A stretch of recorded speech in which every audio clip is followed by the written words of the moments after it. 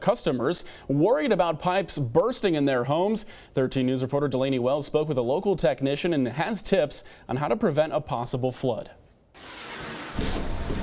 Fears of frozen pipes bursting is a common theme throughout winter storms, and Winter Storm Fern has been no different. But plumbers have several steps to take to prepare and prevent the possibility of flooding. I leave just a little drip running, pretty much just the smallest continuous stream you can.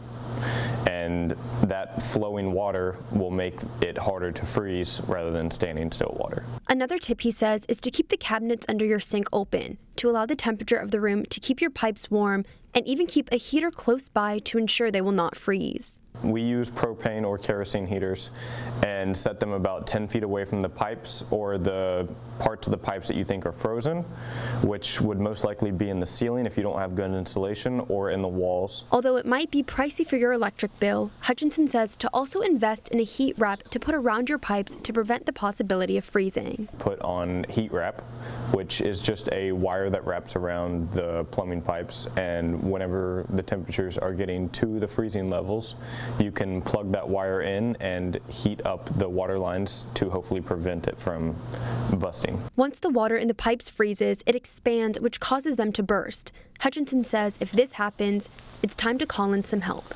Once your pipes burst, if they do burst, the best thing to do would be to call a technician like me.